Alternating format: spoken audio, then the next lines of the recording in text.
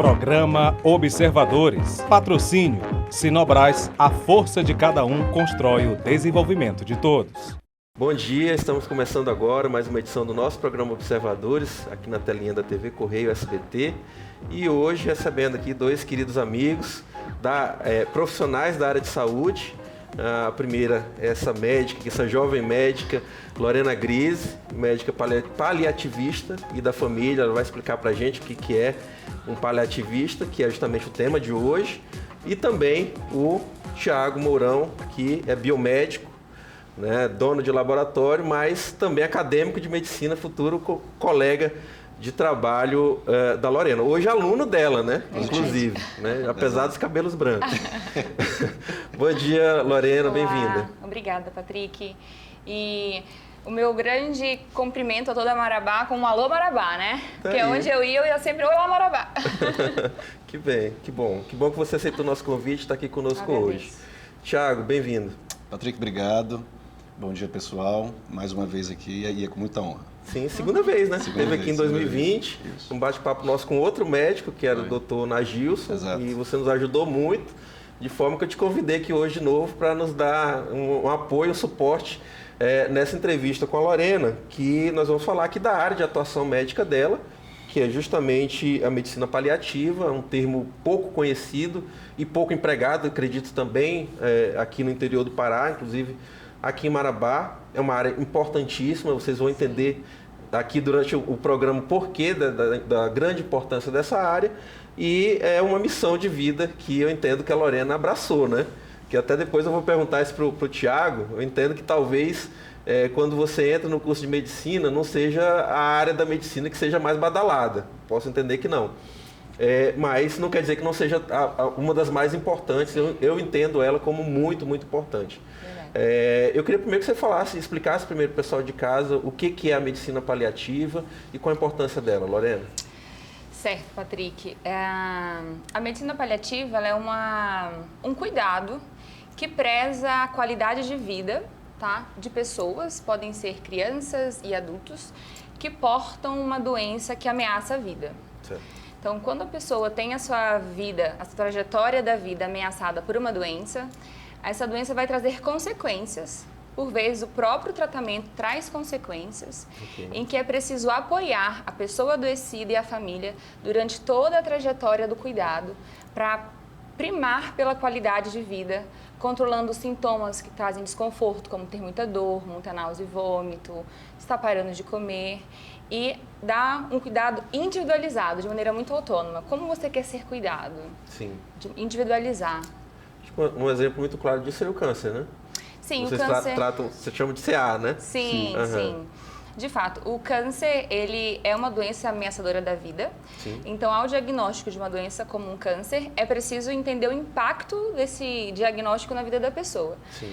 Durante todo o tratamento oncológico, que pode modificar o curso da doença, ou seja, que pode aumentar o tempo de vida, ela vai ter consequências. Ela vai ter náusea e vômitos pela químio, ela vai sair do seu ambiente social pelo trabalho, pela doença, e vai ser necessário amparar essa pessoa que está sofrendo da doença, controlar de maneira muito rigorosa a dor, a náusea e vômito, o cansaço do tratamento, e apoiar também nas deliberações do que eu quero para mim. Então, essa quimioterapia vai me ajudar como? Essa cirurgia vai ser possível de curar a minha doença?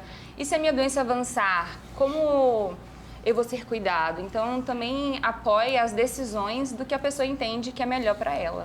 Tá. Até por isso, por tudo que você citou aí, que são várias áreas da vida da pessoa que são afetadas, esse trabalho ele também é multidisciplinar, né? Você como médico é um vértice desse trabalho, né? Mas a gente sabe que existe uma equipe toda ali, Sim. entendo que psicólogos também. E você falasse também sobre isso, Não existe cuidado paliativo centrado apenas no médico. Perfeito. O cuidado paliativo ele é uma abordagem multiprofissional e interdisciplinar em que todos os profissionais da saúde deveriam entender o que é o cuidado paliativo. Então, quando a gente está no hospital, está no ambulatório ou no próprio domicílio, as demandas do paciente são inúmeras. Então, eu preciso ter uma terapeuta ocupacional, uma fisioterapia, precisa ter toda uma equipe como uma assistente social, uma psicóloga, uma fisioterapia, para acompanhar as necessidades da pessoa em cada momento da doença. Quando eu tenho um diagnóstico, é uma necessidade. Quando eu estou no meio da minha doença, a necessidade passa a ser outra. E quando se está no fim da doença, que pode ser tanto para cura quanto para a doença avançando, as necessidades também mudam. Certo. Então, a equipe se adapta ao que a pessoa precisa. Complementando, Patrick, outros profissionais, como nutricionistas também, nutrólogo também pode, ela já disse, o fisioterapeuta e o farmacêutico também, tá? Todos esses profissionais vão se voltar a esse paciente, né, como também aos seus entes queridos, aos familiares. E não há limites, né? O dentista pode apoiar, por exemplo. Tá aí, perfeito. Em São Paulo, na nossa equipe, a gente tinha um capelão. Porque o sofrimento ele também é existencial. Sim. Então, quando a gente identifica que o sofrimento está com a existência, está com Deus, eu peço ajuda do capelão. E quando não tem uma pessoa formada em capelania, eu tento com a família ver quem é o mestre espiritual, o padre, o pastor. E eu chamo para a gente trabalhar junto. Olha, eu identifiquei que essa dor aqui é a dor da alma também, para que a gente possa trabalhar junto. Tá aí, perfeito. Os cuidados, Patrick, como a doutora falou, ela é voltada para o lado familiar, social e espiritual também. Sim. Tá? Que é justamente o verso que ela falou aqui agora. Tiago, até aproveitando que você falou, e eu queria te fazer uma pergunta também. Você já é um profissional maduro, né? É um biomédico, já está na área de saúde há algum tempo, é um servidor público, inclusive aqui do município de Marabá, na área de saúde. Então você convive com muitas situações.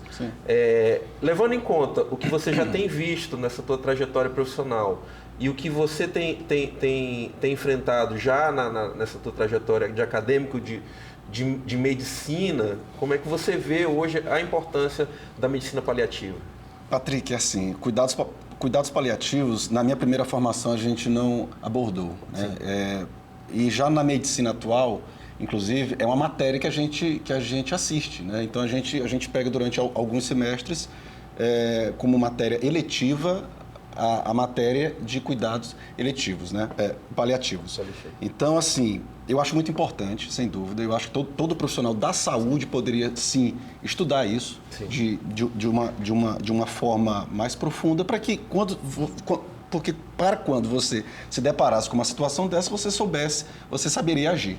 O biomédico, eu não tive isso, então realmente eu como biomédico, eu não tive esse preparo para abordar essa situação. Inclusive até num dos vídeos que você me enviou, para me preparar aqui para o programa, Lorena, falava disso, tem uma profissional que fala disso, né? Que ela fala assim, no meu entendimento, todos os profissionais da área de saúde tinham que entender um pouquinho de medicina paliativa, de cuidados paliativos, porque é importantíssimo para toda a saúde você ter um entendimento do que aquele paciente está enfrentando. Sim.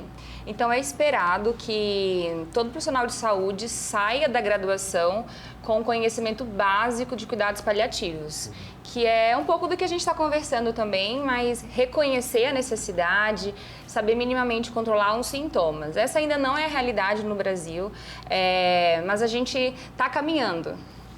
Estima-se, na verdade, pela OMS, que 40 milhões de pessoas no mundo necessitariam de cuidados paliativos. Desses, parece-me que 14, 15% só que realmente tem acesso a esse tipo de assistência. Ou seja, vou ter sempre que chamar o Tiago aqui para me auxiliar nos assuntos da área de saúde, porque o nosso comentarista, né, já vem preparado com os números atuais. Obrigado, Tiago. Muito bom.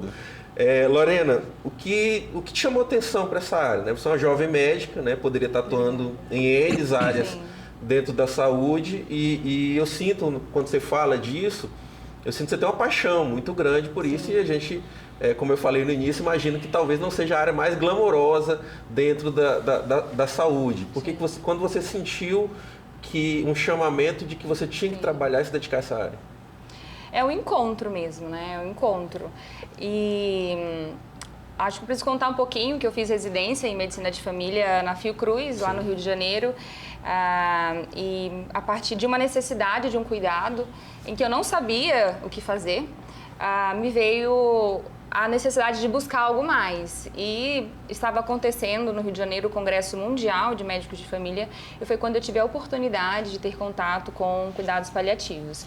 E eu entendi que eu poderia complementar minha formação de médica de família, porque cuida desde o início da vida, o adolescente, a mulher que vai engravidar, o casal que vai envelhecer e até o fim. Então eu vi no cuidado paliativo a oportunidade de acompanhar a pessoa durante todo o ciclo da vida e principalmente estar na comunidade, estar no domicílio, que é onde eu gosto de estar, na casa, andando na rua, porque ali a gente consegue fazer uma interface da abordagem da família e da abordagem da pessoa adoecida, que na maioria das vezes pode sim ser cuidada no domicílio.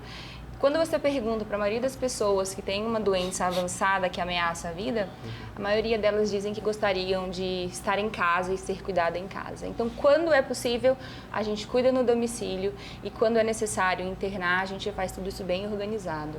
Eu acho fundamental. Thiago, tem alguma pergunta para a Lorena? Tenho. Antes disso, eu queria fazer um adendo, Patrick.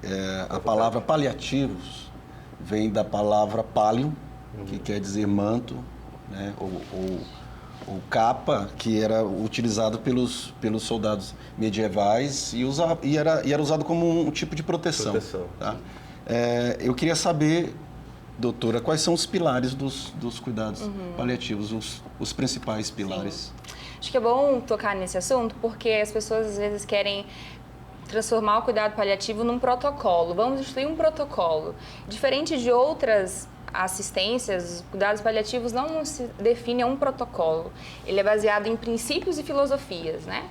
Então, um dos princípios do cuidados paliativos é não causar o mal, por exemplo, não ser iatrogênico, é com o controle dos sintomas, acompanhar essa família que também vai sofrer as consequências, entender para o momento da vida como está a minha doença, e individualizar o cuidado, respeitando sempre a autonomia da pessoa, né? Então, o que eu quero para mim, se um dia eu não puder mais falar, se um dia eu estiver acamada, se um dia eu precisar pôr uma sonda, eu vou querer, não vou querer. Então, a gente constrói tudo isso e eu garanto que a autonomia do paciente vai ser seguida, que vai ser garantida, para que os momentos mais difíceis da vida sejam cuidados de maneira muito individualizada, com muito respeito e aliviando os sintomas de momentos tão difíceis na vida, né?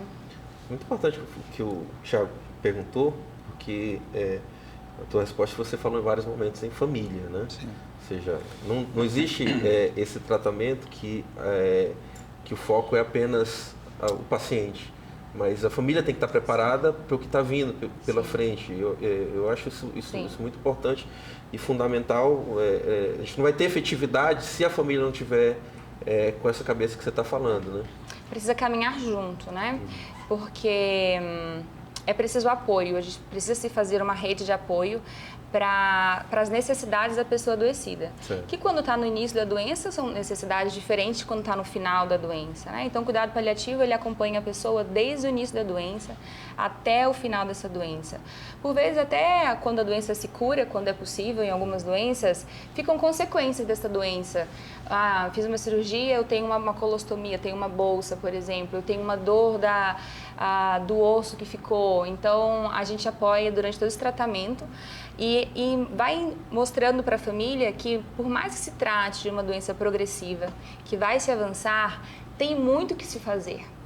De fato, para a doença, em algum momento, aquela doença, as possibilidades de tratamento da medicina hoje, elas se esgotam, porque o corpo mesmo, ele chega a um momento que ele acaba, né?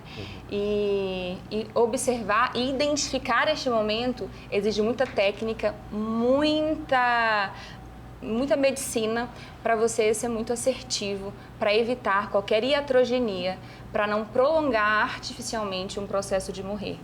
Porque quando a gente constrói o cuidado, a gente conversa com a pessoa. Você quer passar os seus últimos fins de vida como? Aonde? Ligado a tubos e aparelhos ou no conforto do seu lar? Você falou isso, eu lembrei muito claramente de uma situação que eu acompanhei.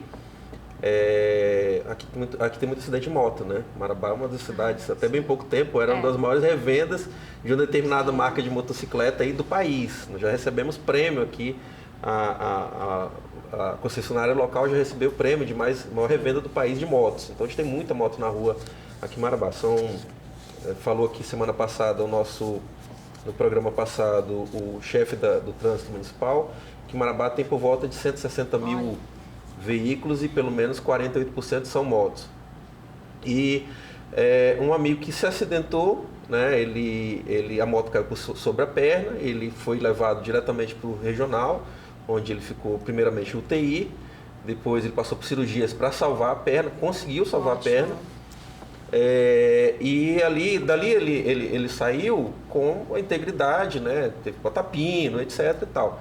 Mas assim, eu percebo que ele ficou muito frustrado porque na ideia dele, aquele hospital de alta complexidade, o mesmo que salvou a vida dele por ter UTI, por ter, né, os profissionais qualificados, ele entendeu que ele sairia dali com a perna perfeita como era antes, né, do acidente. E não, né, ele vai ter que passar por fisioterapia, se ele quiser uma estética, né, mais parecida com o que ele vai ter que passar por cirurgias plásticas, no plural mesmo, né? Sim.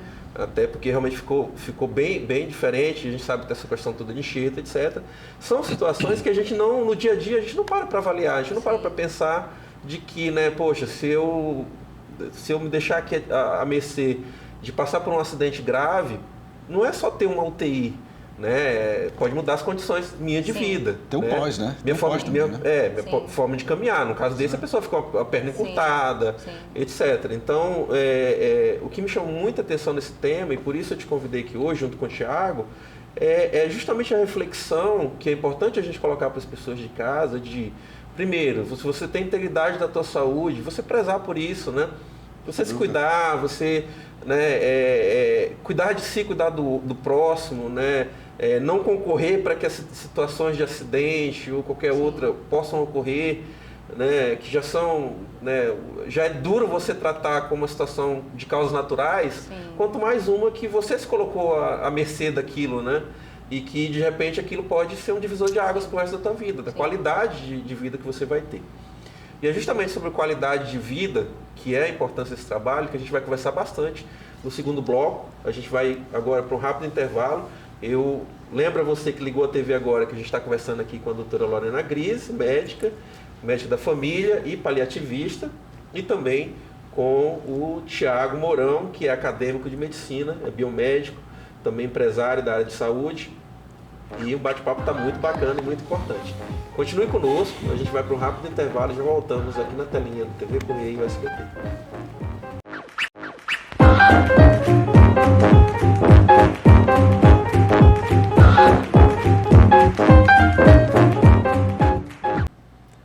De volta com o programa Observadores dessa manhã de domingo, um bate-papo muito bacana, muito importante, sobre cuidados paliativos na medicina, hoje com a médica doutora Lorena Grise, que também é professora desse rapaz que está aqui, que é o Thiago Mourão, biomédico, empresário da área de saúde e também acadêmico de medicina, daqui a pouco colega da Lorena. Quanto tempo falta, Thiago? Metade agora, falta 3 anos. Está na metade do percurso aí, estudando aqui mesmo em Marabá, nas faculdades já disponíveis aqui na cidade, que pra gente é uma felicidade, um orgulho, né, que a gente possa ter aqui os nossos profissionais de saúde formados aqui mesmo.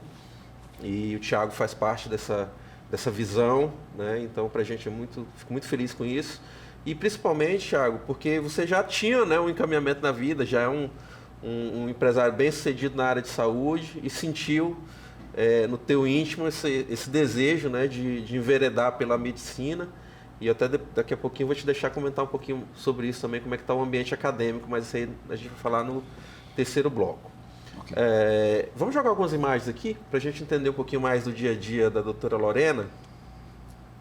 Está aqui você aí de máscara, né? Então ainda no período ali restritivo da pandemia, mas sem deixar de fazer o seu trabalho de rua. E nessa outra imagem que você mandou aqui, eu entendo que já é a equipe multidisciplinar ali, já tramando, né? No bom sentido, já tramando o seu cotidiano. Conta um pouquinho para a gente sobre essas duas imagens. Certo. A equipe é uma equipe de fora. Eu estava estagiando em Lisboa, estava em Portugal. Eu fiquei um mês estagiando no modelo de atenção chamado hospice. É uma casa de cuidado para pessoas que portam doenças que ameaçam a vida. Certo. E ali a gente está com a equipe de enfermagem, a equipe de fisioterapia e a gente está conversando sobre os pacientes do dia. Como eles ficaram de controle de sintomas, como a gente vai ajustar as medicações, qual que é o plano terapêutico singular para aquela pessoa, para aquela família, planejando reuniões familiares.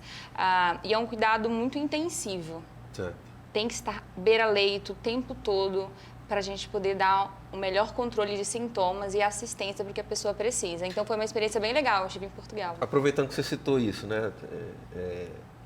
Essa oportunidade, né? Fora do país, na cultura europeia, né? Portugal. Alguma diferença na forma deles de lidar com isso em relação à medicina brasileira? Eu digo mesmo lógico que vai ter essa peculiaridade, Sim. né? Mas eu digo mesmo, eles dão alguma importância a mais do que a gente ou é igual? Com certeza. Portugal é reconhecido já por estar muito instituído a rede de atenção à saúde em cuidados paliativos. Certo. Coisas que hoje no Brasil a gente ainda não tem.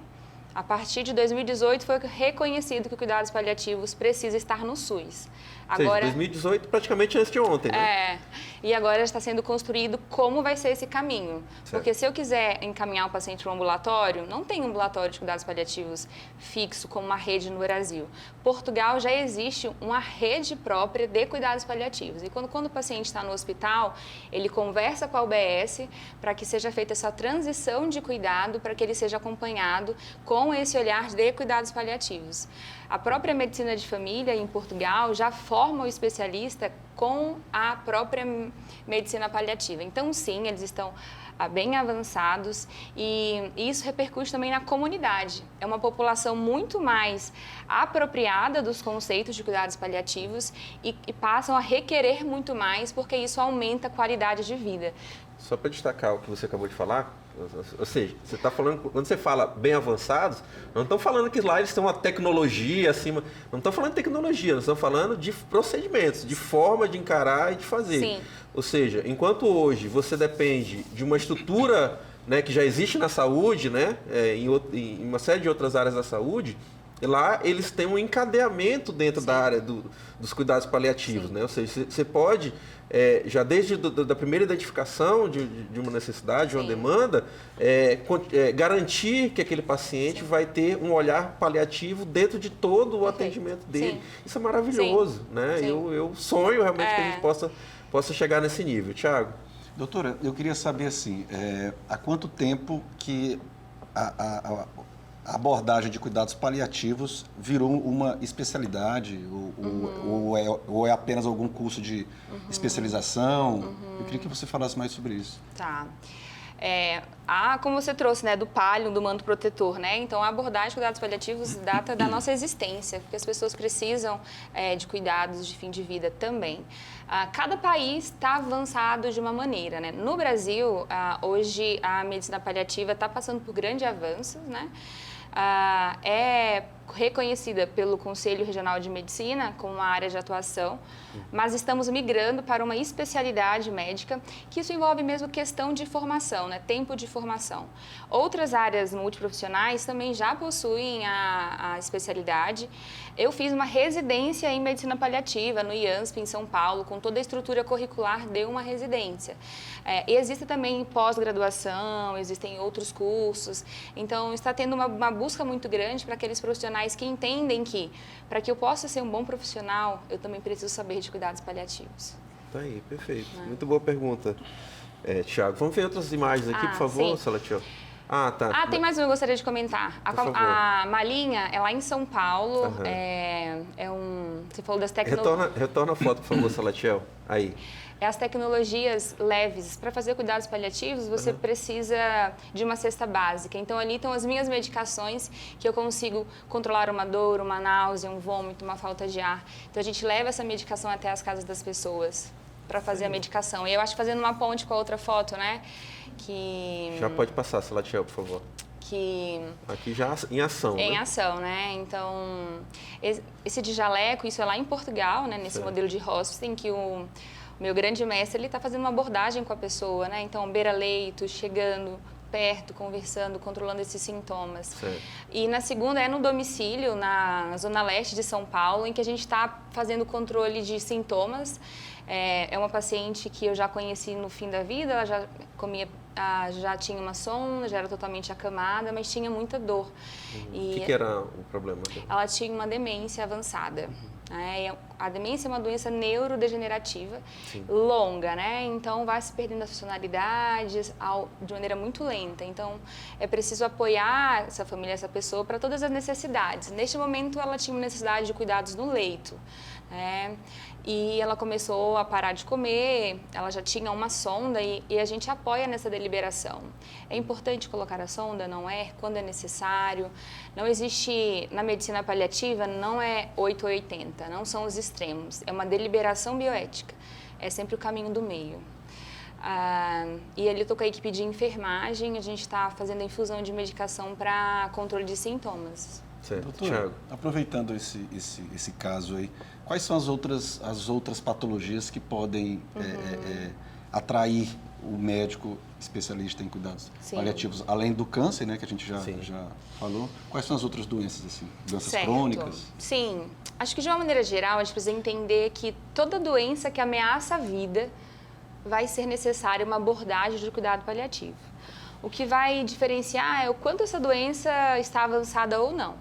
Mas, de uma maneira geral, todas as doenças, ou até a nossa própria existência, em algum momento vai requerer que eu olhe para as minhas necessidades de vida. Não obrigatoriamente uma doença degenerativa. Não necessariamente. Nós estamos vivos, né?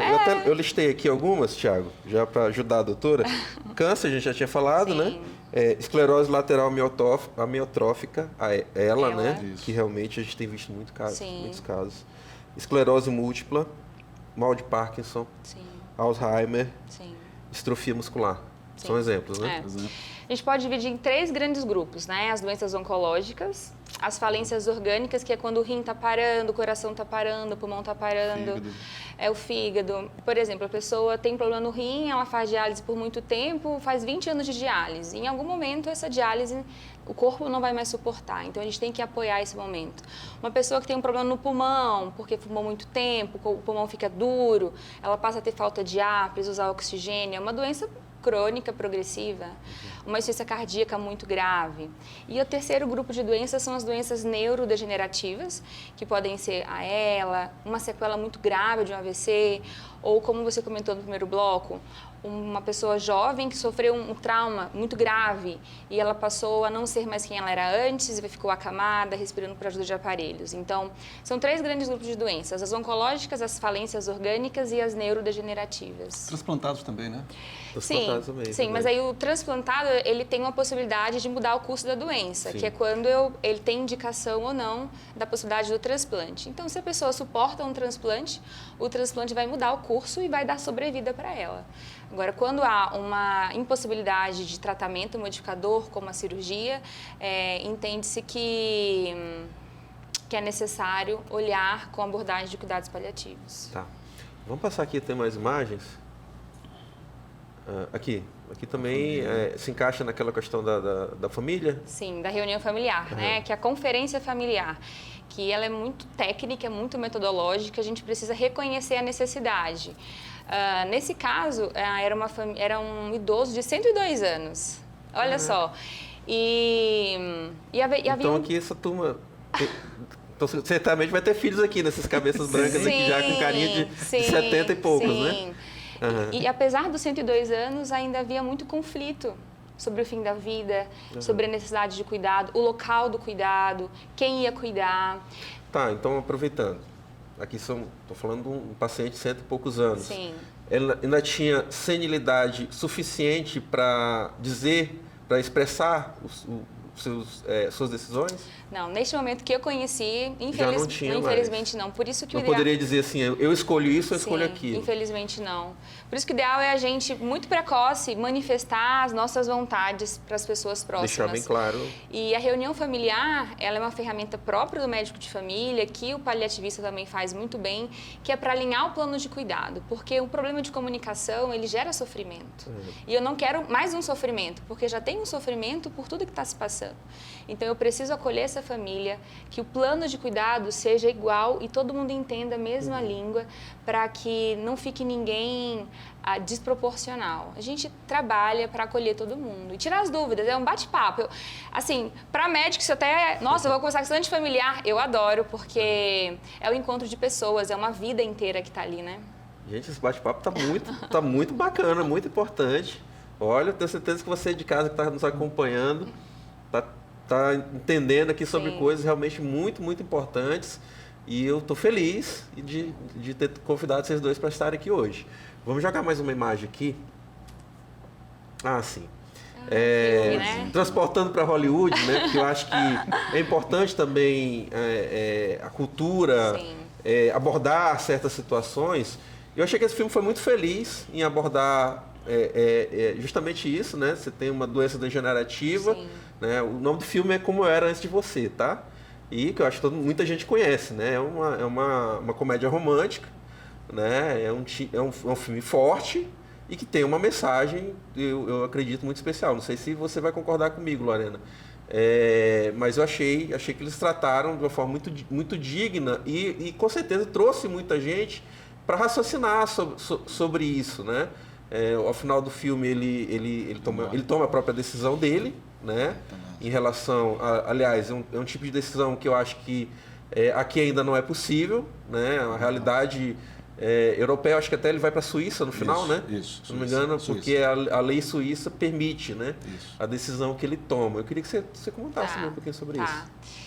É muito delicado, né? Porque quando primeiro a gente tem que garantir que eu tenha, no meu país, uma assistência adequada de cuidados paliativos, para que quando eu possa falar de outras maneiras de terminar a vida. Sim. Acho que esse é um ponto importante. Quando você fala muito delicado, você não está falando que o filme é delicado, né? Está falando a decisão, sobre a decisão que ele toma, né? no final. Porque é até técnico, mas acho que é importante a gente conversar, né? O cuidado paliativo, ele preza pela ortotanásia, que é quando é a maneira natural de terminar este capítulo da vida, essa nossa existência. Quando você abrevia antecipadamente com medidas como a do filme, não sai do pilar da ortotanásia, orto de normal, e quando você também prolonga artificialmente por tubos, você também faz a distanásia. Então, um bom paliativista, ele vai prezar para que você entenda que viver a vida inclui também morrer. E eu preciso garantir que você esteja acolhido, o seu controle de sintomas também estejam rigorosamente controlados e que haja uma ressignificação do que é a vida. Porque a vida que a gente tem hoje, quando você está adoecido, são outros valores. Então, há necessidade de uma equipe multi-interdisciplinar para apoiar nessa decisão. Então, isso são debates de congressos. Eu acho que a gente precisa avançar ainda muito no Brasil para chegar nesse nível de falar de outras maneiras de escrever esse último capítulo da vida. A gente precisa hoje garantir o mínimo. A gente não está nem garantindo o mínimo. Eu nem te perguntei antes se você conhecia o filme. Conhece, né? Acredito que sim. Eu já assisti. Sim. Eu queria... sobre o filme especificamente, você acha que eles abordaram de uma forma digna, né? Ela não faz o papel de médica, né? Ela faz o papel de uma cuidadora, exatamente. Se eu não me engano, ele sofreu um acidente, né? Sim. E perdeu todas as suas movimentos, né? E para ele aquilo não era vida, né? E aí eu me pergunto, será que ele teve um apoio de um paliativista? Né? Para poder fazer a ressignificação. Mas sim, é um filme que abordou de maneira muito empática e mostrou todo o sofrimento e o impacto da vida. Mas a proposta é que a gente possa dar qualidade de vida à vida que se tem e apoiar nessa ressignificação.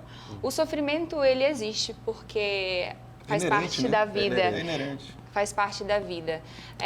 Então, que a gente possa difundir mais cuidados paliativos, avançar em saúde pública, em cuidados paliativos, para que a gente possa elevar ao nível de discussão como o do filme. Certo. Pessoal, acabou mais um bloco. Eu estou muito preocupado, porque ainda tem muita coisa, né, Thiago, para a gente perguntar para a doutora Lorena.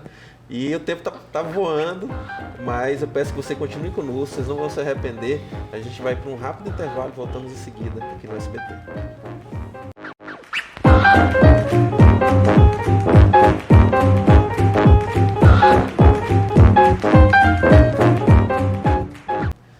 De volta volta com o programa Observadores, essa manhã de domingo. Eu quero lembrar vocês que os nossos programas anteriores são todos disponíveis no YouTube, né? Só procurar lá Observadores Marabá, que você acha muito facilmente. Esse também vai estar, a partir da terça-feira, já vai estar disponível ali o link. E você que pegou pela metade ou quer mandar para alguém esse bate-papo, eu tenho certeza que quem está nos acompanhando hoje está achando muito interessante. Eu quero agradecer a presença aqui nos bastidores de dois amigos muito queridos, né?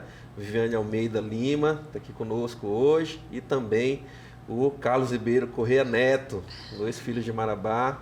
O Carlinhos hoje mora em Goiânia, né? Está aqui passando alguns dias, já está de férias, de folga, e revendo os amigos, a família Rocha e Ribeiro, né? E a Viviane também, que há algum tempo eu não via, e a Lorena conseguiu tirá-la de casa hoje para estar aqui como acompanhando e dando umas dicas para ela aqui nos bastidores.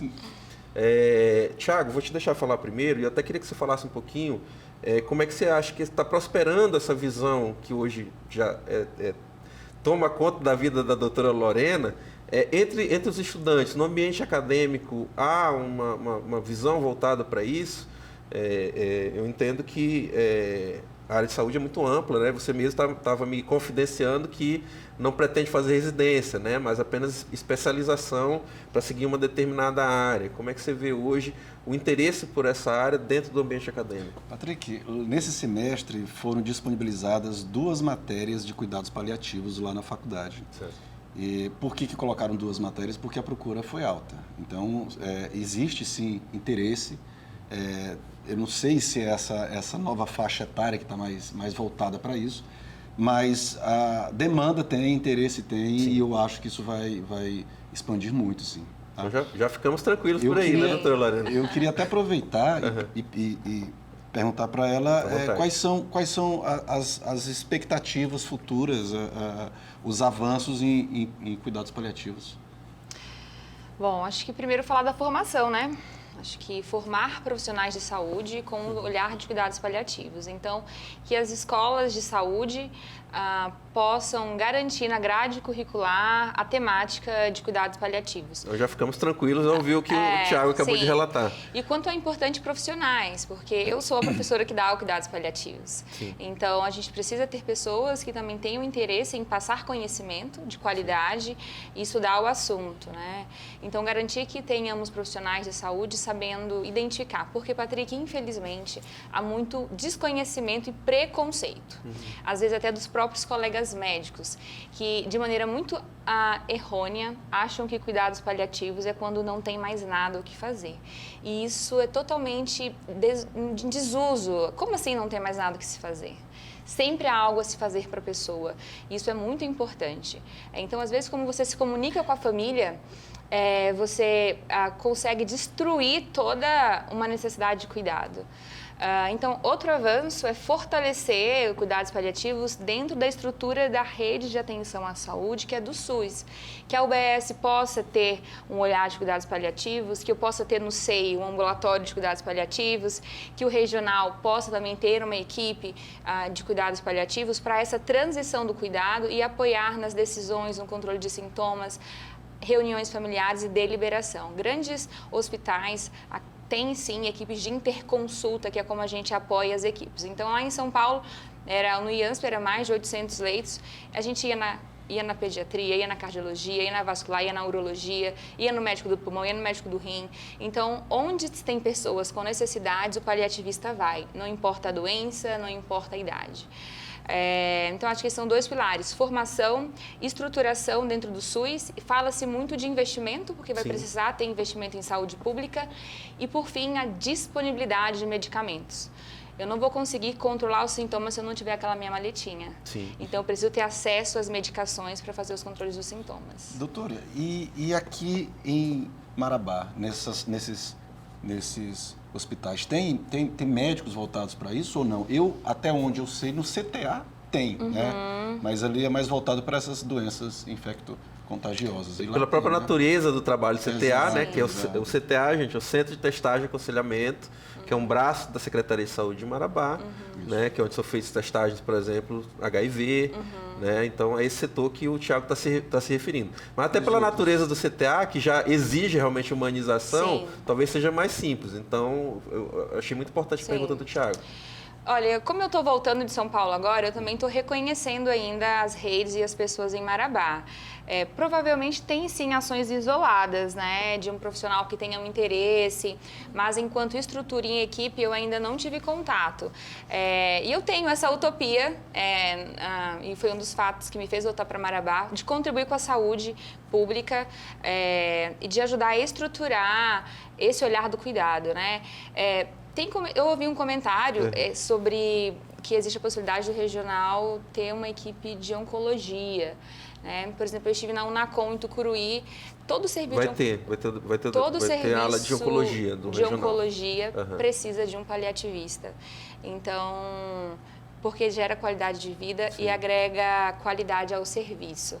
Então, acredito que a gente está desbravando e vai conseguir avançar bastante.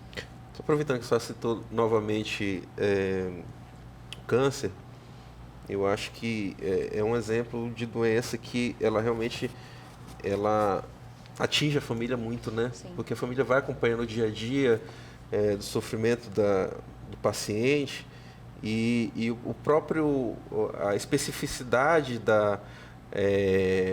do tratamento de câncer, né? Seja quimioterapia, radioterapia e outras são muito cria uma fadiga muito grande, Sim. cria uma depressão muito grande Sim. Estresse da muito pessoa, fisionomicamente, o estresse, tudo que está envolvido. Então, fez bem a senhora citar isso, porque é uma luta de Marabá, né? Uma luta que nós aqui no Grupo Correio apoiamos e sempre temos dado espaço, inclusive para os movimentos que lutam por isso, que a gente possa ter em Marabá o atendimento direto de oncologia, né? Já temos com o Corrádio, né? Até citar todos os profissionais aqui, Dr. Rodolfo, Sim. todo mundo, Rodolfo Amuri, você que faz parte Sim. também lá da equipe Oncorrádio, que já é muito importante a presença de uma clínica do nível do Oncorrádio, mas a gente precisa também ter isso no serviço público, né? Não só por Marabá, mas por toda a região, né? Um sofrimento adicional que as pessoas tenham que, nesse momento da vida delas, terem que viajar para a capital, né? Com o sofrimento que muitas vezes dependendo de ter um familiar junto, que de repente não vai poder largar o trabalho para fazer esse acompanhamento. Então, estou realmente emocionado com isso, porque a gente sabe o quanto é duro, todos Sim. nós conhecemos, temos amigos, familiares que já passaram por isso, estão passando, e que a gente sabe que é um sofrimento adicional. Então, só para deixar registrado aqui, que nós aqui no Grupo Correio, através da TV Correio, do jornal, do portal Correio de Carajás, da Rádio Correio FM, continuaremos também nessa luta, militando e cobrando diariamente que o poder público agilize, né, já que a decisão dizem que já está tomada, que a gente agilize, que possamos contar logo em breve com isso aqui no setor público também. Sim. Boa, Patrícia. Desculpem o desabafo. Não, é muito importante, porque a gente vai avançar dessa maneira. E o cuidado paliativo, ele previne o sofrimento evitável.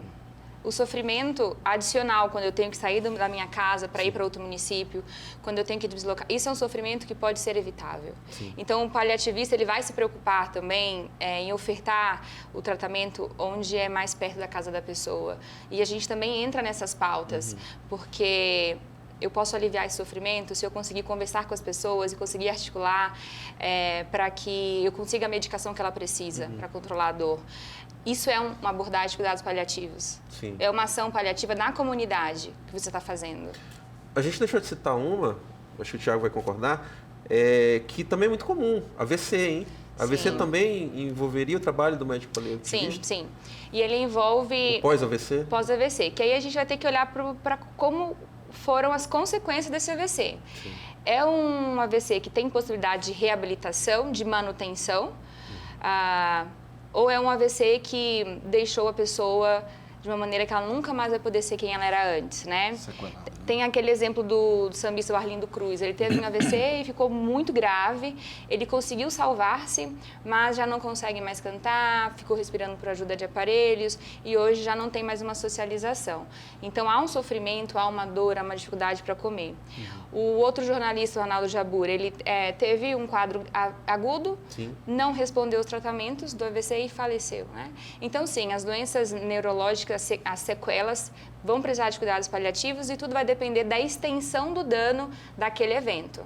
Foi muito grave, eu consigo voltar a ser quem eu era, eu vou ficar mais ou menos, eu vou ficar de uma maneira que eu nunca imaginei. Certo. Tiago? Não, eu só queria saber assim, se existe algum determinado momento para esse paciente ser tratado em casa. Se as medidas hospitalares, se não surtem mais efeito, ele tem que ir para casa. Existe algum determinado ponto para isso, algum momento? Sim. Eu tenho que garantir que o paciente vai ser bem assistido. Acho que esse é um ponto. E tem que ter um apoio familiar. Quando se tem um apoio familiar, é possível fazer tudo em casa.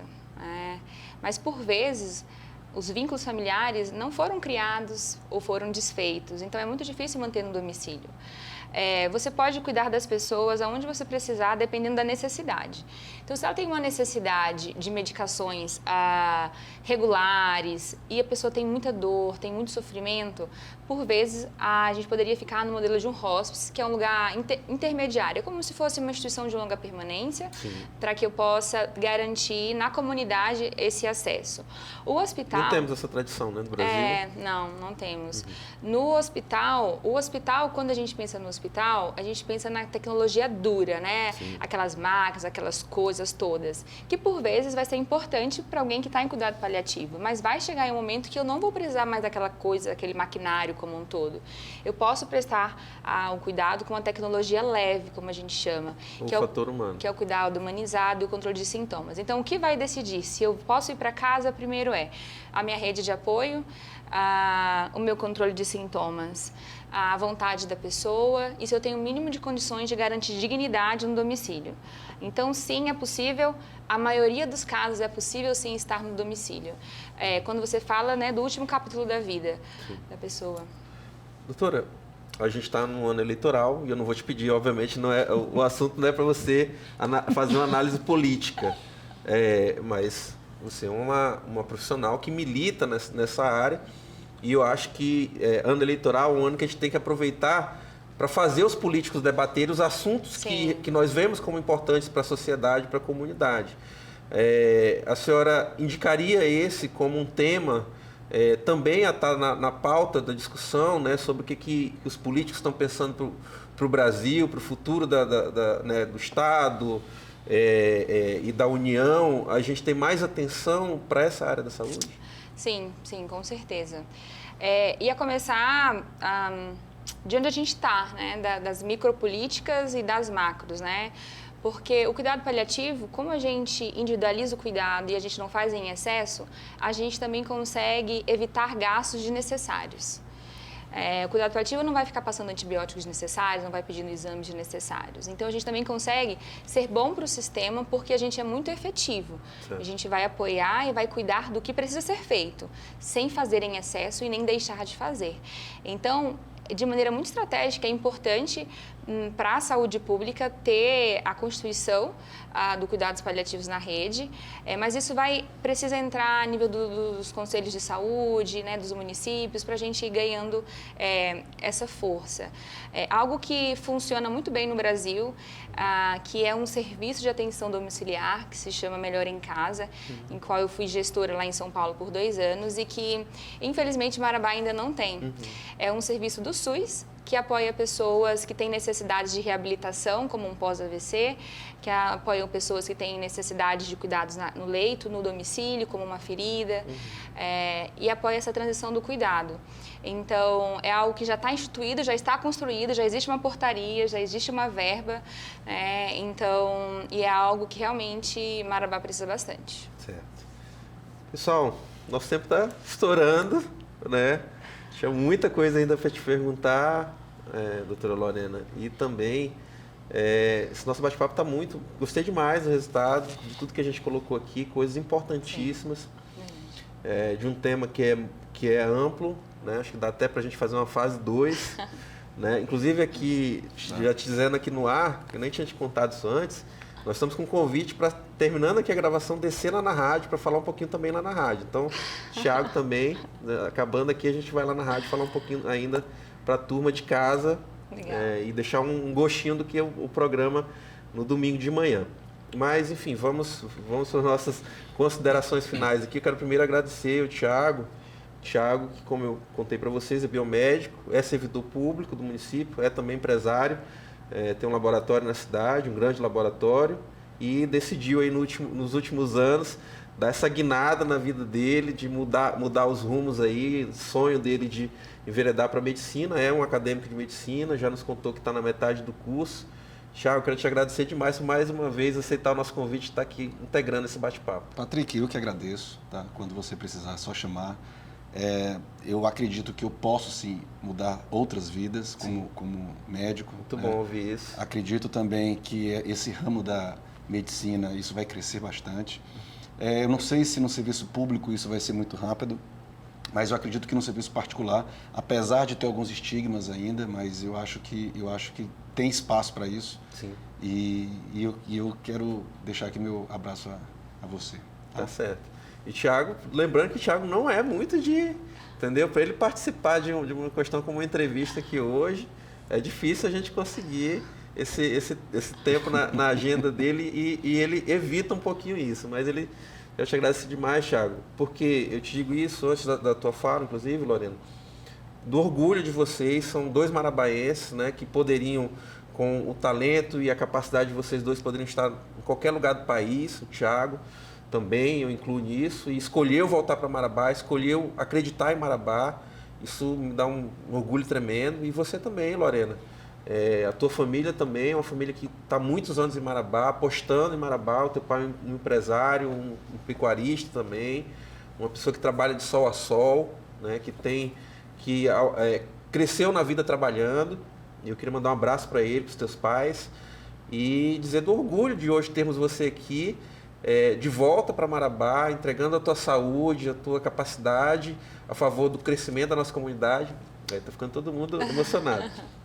E mais ainda pela notícia que você nos deu aqui nos bastidores, que o teu irmão, que também é médico, Luciano, que hoje, inclusive, um alto posto dentro da área de saúde no Distrito Federal, onde ele é um dos subsecretários de saúde do Distrito Federal, também já está com a cabeça voltada para Marabá, também estará em breve voltando para Marabá, vindo com a sua família, esposa, filho. E eu fico muito feliz e sinceramente emocionado com isso, como marabaense, de ver que os nossos grandes talentos, né, estão indo para fora estudar e trazendo a sua capacidade para o crescimento da nossa comunidade. Obrigado. Eu que agradeço, Patrick. E agradeço esse encontro, né? Uhum. Porque é isso que faz a vida valer a pena. É a troca, é os encontros. E vocês viram que eu estava muito nervosa, né? Mas foi muito bom o que a gente conversou. A gente poder falar de cuidados paliativos para a comunidade. Sim. E a gente conseguiu também falar da importância enquanto saúde pública. Isso para mim é muito importante. Uhum. Então, quando eu busquei voltar, eu busquei que era mais importante para mim. Convivendo com pessoas que têm a sua vida ameaçada o tempo todo, eu tive a oportunidade de pensar o que era importante. E sim, eu digo que eu tenho essa utopia, mas ela vai deixar de ser utopia e vai para a prática de poder transformar e contribuir para quem já está em Marabá, na luta na saúde pública, na luta pela população, para que a gente possa garantir uma assistência de qualidade, de maneira muito individualizada, né? Eu te agradeço de verdade, Patrick. Perfeito. O agradecimento é nosso. Eu creio que falo por todos vocês que estão nos assistindo. Foi um bate-papo muito importante, muito legal, para a gente entender um pouquinho mais dessa área tão importante da medicina e na qual a doutora Lorena está militando. E hoje tivemos aqui o apoio do Thiago, futuro doutor Thiago, também para nos ajudar nesse bate-papo. Obrigado a todos vocês, um ótimo domingo a todos, até semana que vem, com mais um assunto interessante, inédito, aqui na telinha da TV Correia SBT. Grande abraço, até semana que vem.